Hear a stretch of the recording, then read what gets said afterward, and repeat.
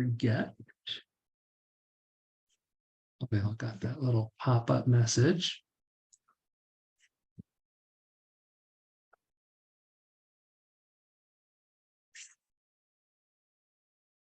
It's nice to see so many people turning out for this today. What a great conference, right? I think they said they were expecting 5,000 registrants.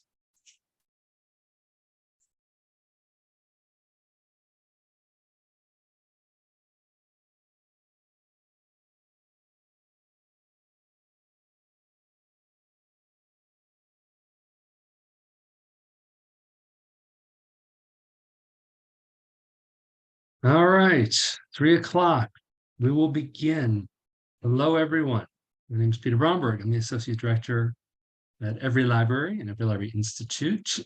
Today, we will be talking about real world policy and messaging issues from the trenches. All right. Yes, we've started the recording. And I want to give a shout out to our the founding partner and sponsor of today's event is SJSU School of Information. 3 cheers. Here's the title slide I put together before I found that we had to use a standard one. So before we move forward, there are handouts extra, like around messaging, and also the link to this whole presentation with bonus slides that we won't get to, but they're in there at bit.ly real world messaging. Also, you have the QR code, and we'll show this again at the end. But if you wanted to grab a quick picture, I'll give you a few seconds to get your cameras out and just kind of snap that or whatever you want to do, but we'll come back to it. So as you know, the objectives today are really to learn some practical ways to navigate this really polarized political environment that we're in, using policy as well as effective messaging to inoculate and defend against what we know is a well-organized national wave of book banning. Boo. Real quick about EveryLibrary, if you don't know who we are, we're actually 2 organizations. We're a C4 that does political work, elections, rapid response, a lot of fighting against censorship these last 2 years, working with many people. And then we have a C3 side that does like agenda training, all that kind of good stuff. But in short, right now, specifically around censorship, we are working in every state with librarians, with parent citizen advocacy groups, getting them up and running, state libraries, directors boards, legislators, coalition partners. In short, anyone and everyone who gives a flying, about this issue, we're working with them on political solutions at every point in the political system. So that's who we are, that's what we do. The environmental scan, we're seeing increases in public library challenges. Really, there's a lot of school library challenges, and it's sort of shifting to public libraries now as well. There's this national network of individuals and groups that's getting stronger and better networked. And these challenges are really focused on diverse content, right? Authors and topics, voices, experiences related to Black, Indigenous, persons of color, Black American history, aka CRT books, LGBTQ plus as well. Is kind of, again, shifting from one to the other. But it's not just the book challenges that we're dealing with. It's also legislation that's happening at state levels, taking over into empowering library boards, anti-access legislation, allowing for civil and criminal penalties against librarians, teachers, board members, and also legislative bans or limits on discussing what can be taught. Excuse me, boards are being politicized, all that, right? So in terms of inoculation, we're going to talk about 2 things. We're going to talk about having good policy in place, and we're going to talk about how to message. So I think the policy is a little bit drier, but so we'll move through that first. But the role and the value of good policy, right, is that when we have good policy, it flows directly from and reflects the purpose and mission of our library. So we start there, right? And it governs the day-to-day operations, creates that framework.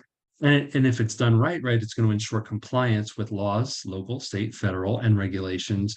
And that's going to protect the rights of everyone using the library as well as staff. Good policy should really reflect that commitment to all residents and provide transparency to what the standards and procedures are in terms of how we run things around here, that it's clear to everybody, no one has to second guess it. And because it's transparent, it ensures due process and consistency. This is one of the most important board duties, generally speaking, for libraries, whether it's public or academic or in public schools. right?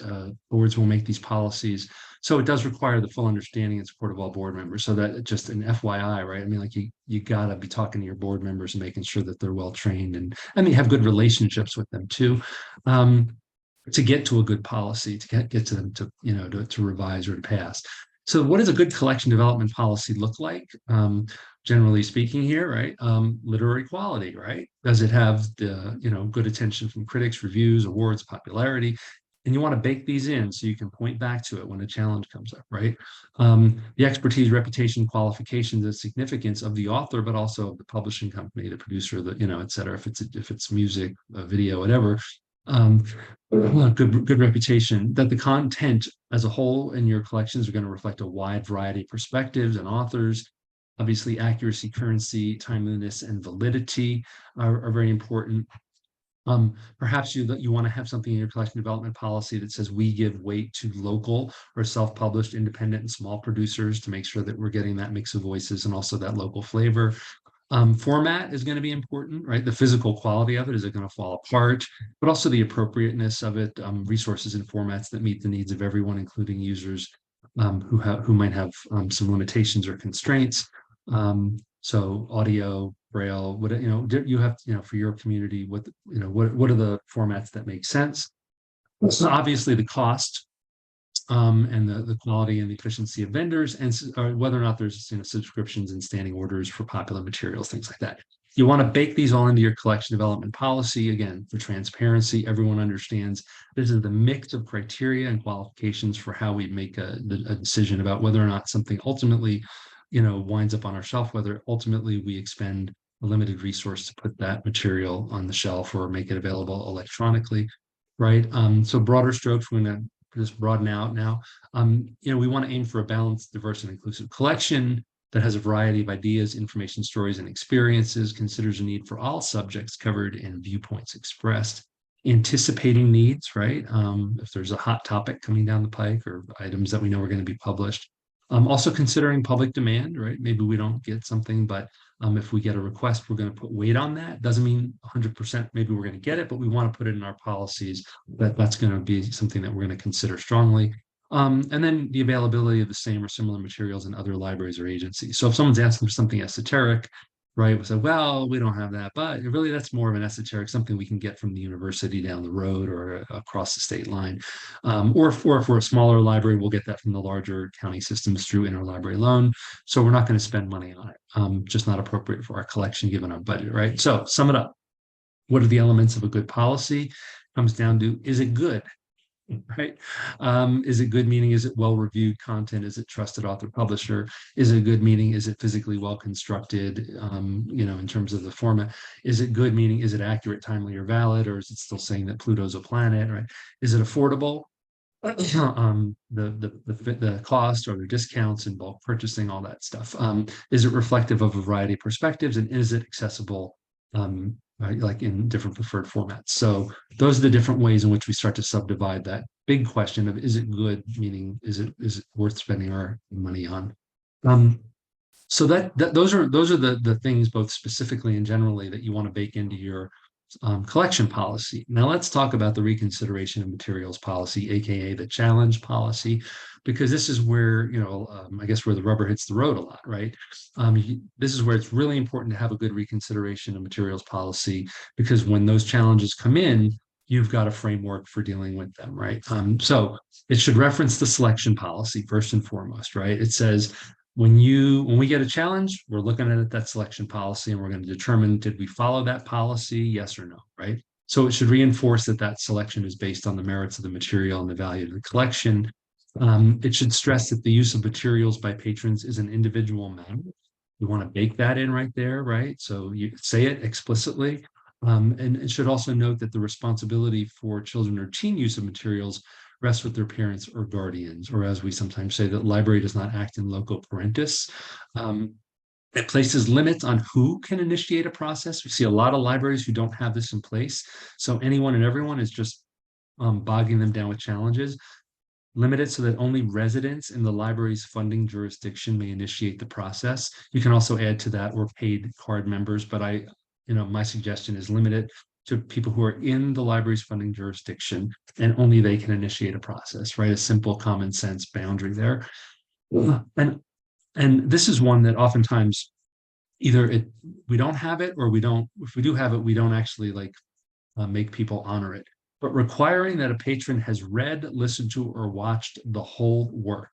And I strongly suggest putting something on the form that they need to fill out that says, like, under penalty of perjury, I swear or affirm that I have read the entire work, right? If nothing else, it might scare them off, right? Or it might, because again, because the legal standards, which we're really not going to get into, are they taken as a whole? Like, we can't. I mean, if you say, here's this, there's a scene on page 273, or this word or this image in a graphic novel, right? Taken out of context or cherry picked, the law says we can't determine whether something is obscene or, or otherwise inappropriate based on that. We need to consider something as a whole. And if you haven't read the whole thing, or watched the whole thing, or listened to the whole thing, then you're really not well positioned to make a challenge. So just as a baseline, if you want to challenge it and begin a process, great. However, you actually have to have read the whole thing first, and then be able to talk about how, having read the whole book, as an example, I believe that this lacks serious literary, artistic, political, or scientific value. And lastly, that there's a transparent procedure that guides the deliberative process. So in your reconsideration of materials policy, it says right there, this is what's going to happen. This is going to go to this committee, or to the director, or to whomever. They're going to look at the policy. They will read your complaint or your challenge, and they will determine whether this, and it will happen within 30 days, and you will be notified by whom, by the director, by the committee, whomever. It just lays it all out. This is what's going to happen. And the deliberative process is, we are going to, again, give due consideration to your points, and we're going to run that against our legitimately passed policy that was passed by the board in an open public meeting with public input, and we're going to make a determination about whether we passed, or whether we appropriately applied that policy. Now, decisions regarding content in the library collection may implicate certain protections under the First Amendment. In other words, even if you say, we want you to pull this book. Someone says, this book is dirty, this book is inappropriate, we want you to get rid of it. Well, guess what? There's the First Amendment, and there's the Miller test, right? Which is, taken as a whole, does it have, appeal to the prurient interest? Taken as a whole, does it fail to have serious literary, artistic, political, or scientific value, et cetera? And if it doesn't pass, or it doesn't fail the Miller test, then the library can't pull it. We can't pull books based on topic or viewpoint. We can't. It's against the law, right? And if we do so, we expose the library, and by extension taxpayers, to lawsuits that we will lose. So putting right in the policy that decisions may implicate certain protections under the First Amendment, help people understand that we don't have carte blanche to just pull books anyway, right? We also want to note that the director or the designee shall apply that selection criteria and consider each work as a whole, that we will not we will not assess excerpts out of context. And again, the policy should say who's going to notify the patron and by when. And depending on the size of your library, how you're structured, recommend that this come from the director, or head of acquisitions, head of collection development, whatever that title is, right? Someone with a title. Regarding appeals, and this is again where we see a lot of problems emerge, where it goes through a process, and then it's appealed, and sometimes the appeal goes to the board, and the board's feeling the heat, and they say, oh well, we're gonna pull the book even though the committee said not to. So we want to put in policy that the appeal doesn't relitigate a decision, right? That the appeal will focus very, very narrowly on whether the policies and procedures, as legitimately passed and put in place by the board, were followed. Were they followed by the staff? Were they followed by the director? In other words, were the selection criteria in the policy appropriately applied? That's a yes or no question. If they were followed, the decision is upheld.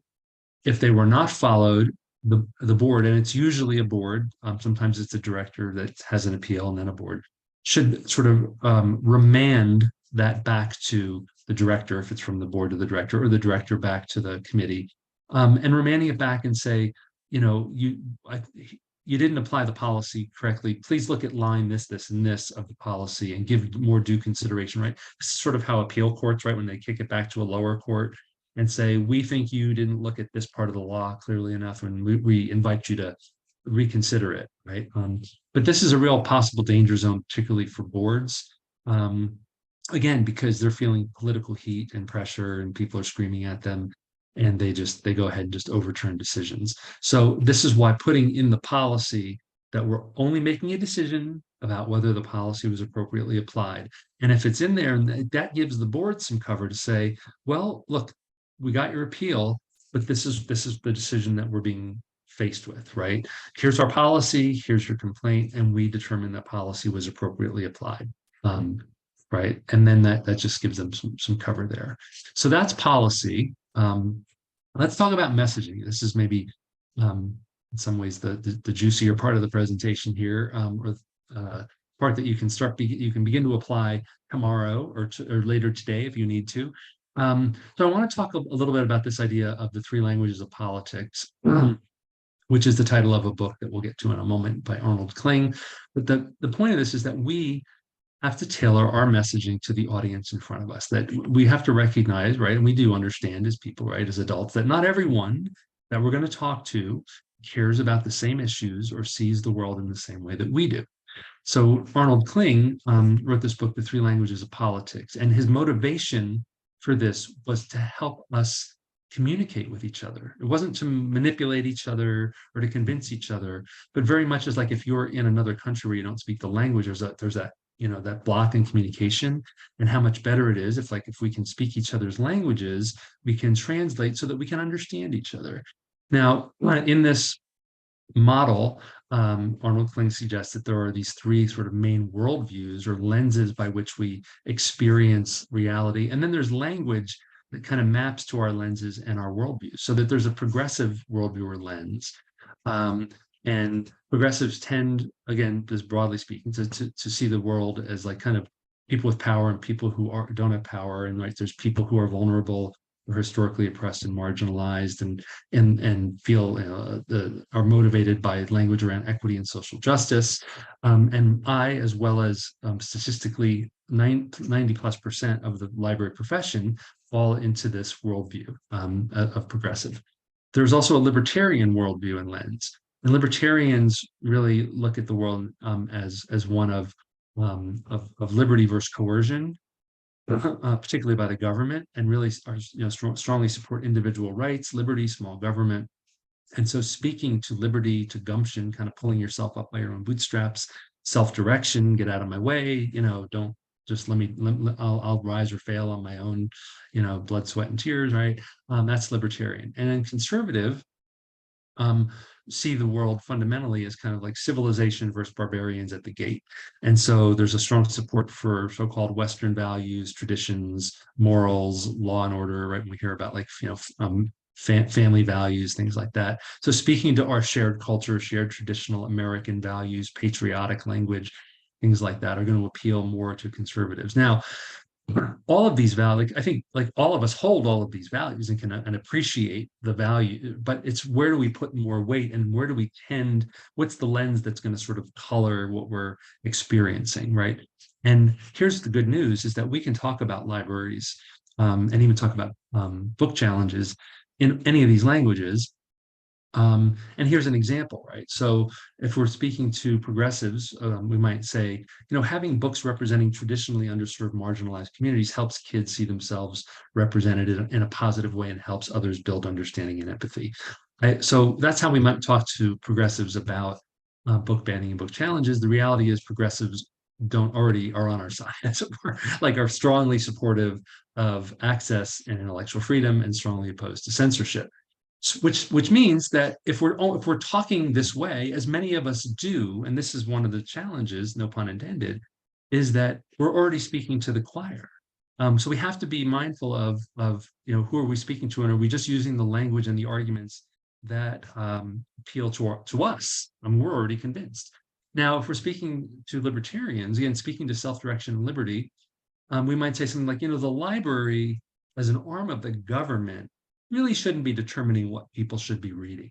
We believe citizens have the liberty to make those decisions for themselves, and we trust parents to parent their children. We don't want to usurp that role, right, as a government agency, right? this resonates with the libertarian mindset. Like, hey, we're the government. And it's like, you don't want us setting rules and boundaries, right? Like, you read what you read, you parent your kids, we're not parenting your kids. Um, and here's another example that maybe is a little bit more tailored for school libraries. This library is, offering a wide range of text formats and ideas help students to critically evaluate and process information, choosing what to read within the framework of their family's values and beliefs prepares kids for success and fosters their ability to safely and independently navigate information spaces like the internet and social media.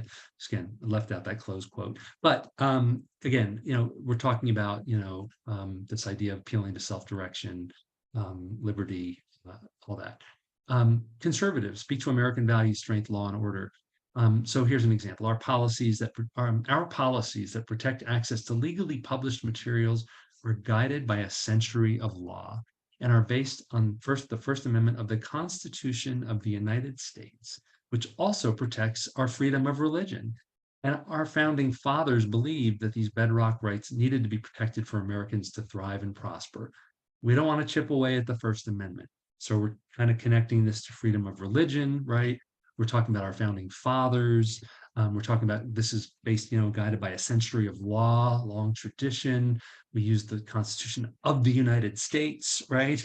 Again, kind of hitting those notes. Again, another example for to talk to conservatives. Parents are telling us that they want to raise strong kids who will be able to compete and succeed in an increasingly diverse and global economy.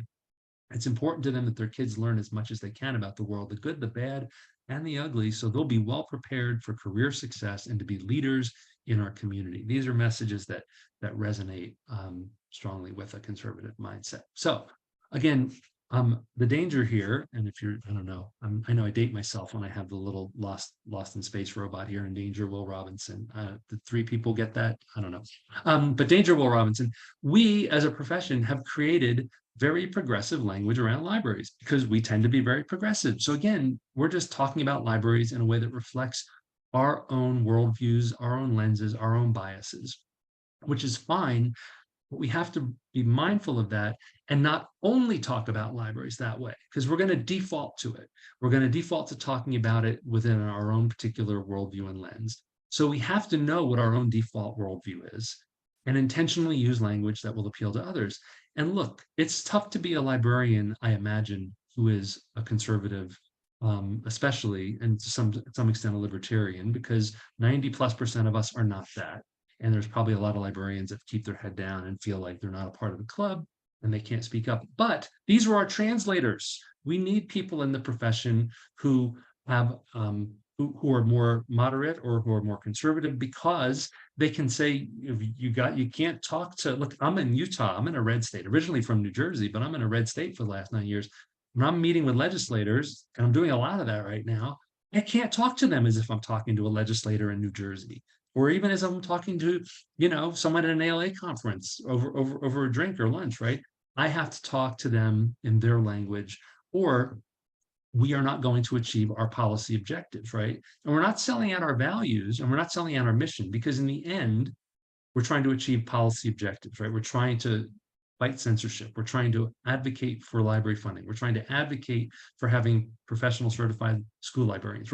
But we have to, and now that's our goal. And but we have to frame that in language that's going to appeal to them. So talking like an ALA or Office of Intellectual Freedom strongly worded letter or press release might not be the recipe for success where you are. It might fly really well in Brooklyn and Seattle, or Denver or New York, but it may not fly as well in Provo, Utah, or in Arkansas or in Oklahoma, right? And so we have to also, as a profession, understand how do we support each other professionally when, we have to understand that we're not all working in the same political environments here. So these are some words that tend to appeal and resonate with people on the left and tend to be triggers for people on the right, negative triggers. So when we talk about access and equity and choice and social justice and systemic problems and class structures and microaggressions and privilege and inclusion and diversity, this is going to be a big turnoff to people who are on the other side of the aisle. They're either not going to hear it or they're actually going to turn them against us. And literally there was an instance in Utah where we were going for some funding where the word equity appeared in there and it got kiboshed and literally kind of went through and changed the word equity to opportunity. And then we were able to get it so it sailed through. So opportunity, like instead of talking about equity, we can talk about opportunity. We can talk about fiscal responsibility, what a great investment it is, libraries, what a great ROI people get and communities get, right? We're helping people start businesses, right? We're helping to stop intergenerational poverty, all these different things, right? We support families, right? We want to talk about morality, freedom, and liberty. The library is that place you walk in the door and nobody tells you what to think. We don't tell you. You walk in the door, you're the boss of you. You want to read that? Go read that, right? Um, and instead of talking about like standards, we talk about guidelines. We focus on self-reliance, honoring vets and military. Public libraries do so much work, right, with helping veterans, all the ways in which we boost jobs and economy, helping entrepreneurs start businesses, um, the work that we do in rural America, right, and local control. Of course, we're very often locally controlled entities. So again, we can talk about what we do in this language, but we tend not to, or at least we tend not to unless we think about it. So I'm inviting you all to think about this language, and make sure that we're incorporating it in addition to when we're talking to a progressive audience. And often we're talking to groups of people, we don't know who they are, it's a mix. So we have to salt and pepper all these different languages. And if you're talking to an individual, you watch their face, watch their body language. What do they respond positively to? Use more of that, right? Okay, so the last piece here is we have some good news. Nice to end on good news. Perceptions of book banning in the United States. EveryLibrary Institute commissioned a public opinion poll back in fall. And we actually tested messaging as part of this. So not just to get their opinion, but to say, here's some different messaging based on this. Do you support censoring? Do you not? Et cetera. So that's helped us to develop some messaging. And that QR code I gave you earlier, I have like a 4-page document with messaging that you can use off of that. We don't have time to go through all of it now. But only 8% of voters think that there are many books that should be banned. Only 16% think that school libraries include inappropriate books on their shelves. And the latest American Family Survey, which is actually put out by the Deseret News and Brigham Young University, which are both parts of the Church of Jesus Christ of Latter-day Saints, that survey indicated that only 12% of Americans agree that books should be removed from libraries if a parent objects. Only 12%. This is a very conservative poll. What we found is that common sense messaging is most broadly effective. It's not effective to just say, well, you're banning books because you're afraid of us, or you're bigoted or you're hateful. Those are counterproductive. They may or may not be true, doesn't matter. If we actually want that policy objective of stopping censorship, pointing the finger at other people and calling them bigots is not the way to do it. Just won't be successful. So if that's what we want to do, if we want success, then that's not going to be a good strategy. Good news that we are favored very broadly. We are broadly favorably viewed. So we're coming at this from a position of strength. American voters have a high regard for us, and have a much higher regard for us than the local politicians. They trust us over this than elected officials. Additionally, some investigative reports have shown that very, very small numbers of extremists are filing the bulk of challenges. So this is good to cite that, and I'll have those for you in a moment. Parents overwhelmingly oppose book bans and don't even think there's a problem, right? As we mentioned, and they trust us over the politicians. I'm repeating myself. But again, here's an example. In Utah specifically, there were 205 challenges in a school district, one couple behind 199 of them. And then outside of Granite, in the whole state of Utah, only 35 parents had filed complaints. This was in the Washington Post a few days ago. They looked at over 1,000 challenges, and what did they find? Filed by just 11 people. These are great talking points, right? So because it says we are on the side of parents, this isn't parents versus libraries. Parents and libraries are very much aligned on this. This is like parents and libraries versus opportunistic politicians who are trying to make some hay by dividing us, right? In terms of how to talk about this, we want to talk about specific books, classic novels, children's books, and point out that, for instance, these are the books that have been or will be banned if you pass a bad law. Anne Frank, the Holy Bible, which was just pulled in Utah, and that's a whole other talk. I wish we had more time. We can dive into that. William Shakespeare, Grapes of Wrath, Sophie's Choice, 1984, I Know Why the Caged Bird Sings. Again, talk about these are the specific books that people are coming for and that are banning. People are offended by that a classic novel or a children's book is being banned. People are universally opposed to this. So now support for banning increases when we talk about books that focus on race, not on progressives, but independents and particularly Republicans will then say, well, maybe those books that deal with race, maybe we'll pull those. And then the greatest support for banning books comes about with material that addresses sexuality, particularly LGBTQ. Again, progressives don't waver on that, but on the right side of the spectrum, they do.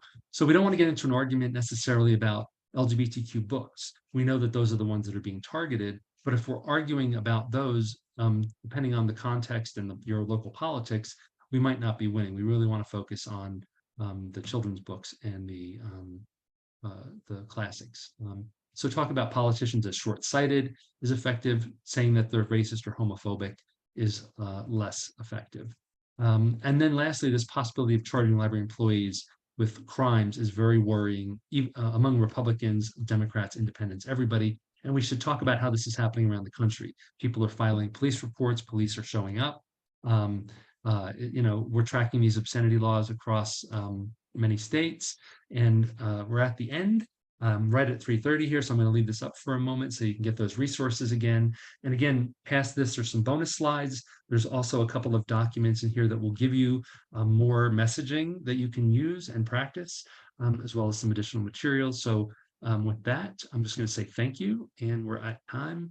I'm sorry we didn't have more time for questions. Reach out to me, peter.bromberg@everylibrary.org, if you want to talk, or if we can help you with any stuff, anything that's going on locally in your area. Pleasure to be with you this afternoon. Let's be in touch. Thanks.